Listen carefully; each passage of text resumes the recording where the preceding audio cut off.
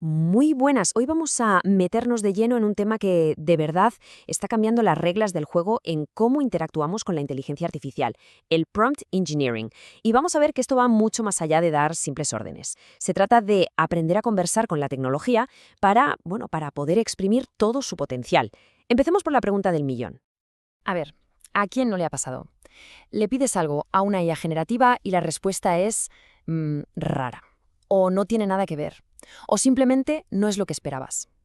Es una frustración bastante común, la verdad, pero la buena noticia es que el problema casi nunca está en la IA, sino en cómo nos estamos comunicando con ella. Y es justo aquí donde entra la pieza clave de todo este puzzle, el prompt engineering. Es, digámoslo así, la habilidad que necesitamos para pasar de la confusión a la claridad, para convertir esas órdenes vagas en resultados que de verdad nos sorprendan. Entonces, ¿qué es exactamente esto del prompt engineering? Pues mirad, a mí me gusta pensar que es una mezcla de arte y ciencia. Es la técnica de construir la instrucción perfecta, de diseñar esas entradas, los prompts, que le dicen a la IA no solo qué hacer, sino cómo hacerlo, para darnos justo lo que buscamos. Para dominar esta técnica, lo primero es entender de qué está hecho un buen prompt. No es algo que se escriba al azar. Pensemos en ello como una receta de cocina o el plano de un edificio. Tiene una estructura, unas partes bien definidas. Vamos a desmontarlo pieza a pieza. Aquí tenemos el esqueleto, el plano maestro de cualquier buen prompt. Son 4 elementos fundamentales. Primero, el contexto, que es como poner en situación a la IA. Luego, la instrucción, que es la acción, el verbo, lo que queremos que haga. Después, el formato, o sea, cómo queremos que nos presente la respuesta. Y por último, los ejemplos, que son clave para afinar el tono o el estilo. Quien domina esta combinación, lo domina todo. Vale, suficiente teoría. Vamos a mancharnos las manos con un ejemplo práctico, del día a día. Imaginemos que necesitamos escribir un correo para un cliente en una situación un poco delicada. ¿Cómo construiríamos ese prompt paso a paso usando nuestra receta? Empezamos por el corazón, el núcleo del prompt, la instrucción. Es la acción principal. Escribe un correo formal, corto, claro y al pie. La IA ya sabe cuál es su misión. Y ahora añadimos la pieza que lo cambia absolutamente todo, el contexto. A un cliente insatisfecho. Ojo, con esta pequeña frase, la IA ya no solo sabe qué tiene que hacer, sino para quién y en qué circunstancias, y eso le permite ajustar el tono de una forma increíble. Lo siguiente es ponerle unos límites. Definir la estructura.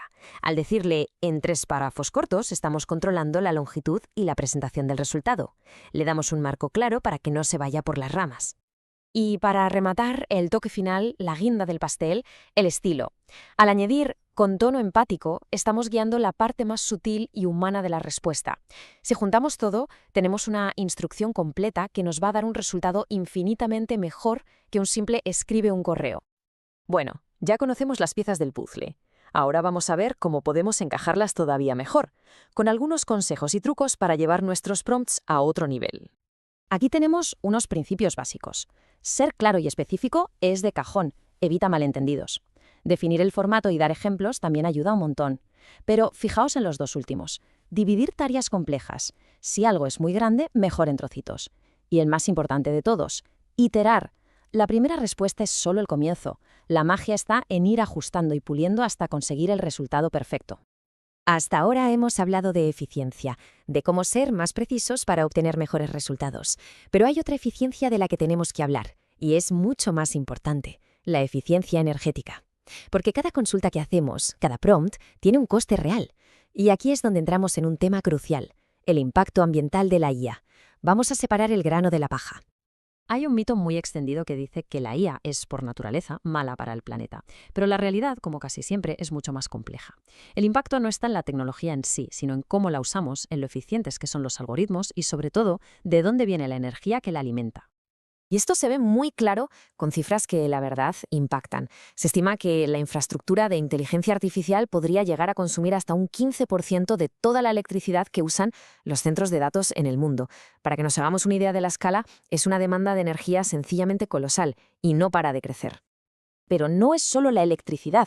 El otro gran factor es el agua. El enfriamiento de estos servidores tan potentes es un reto enorme. Entrenar un solo modelo de los grandes como GPT-4 requirió millones y millones de litros de agua dulce. Hablamos del agua que cabría en varias piscinas olímpicas. Es una escala de recursos brutal. Lo importante es entender que la huella de la IA tiene muchas caras. Por un lado, las emisiones de carbono, que pueden ser como las de miles de vuelos. Por otro, ese consumo masivo de agua que acabamos de ver. Y además, algo en lo que no solemos pensar, los residuos electrónicos que se generan por la necesidad de estar siempre actualizando el hardware.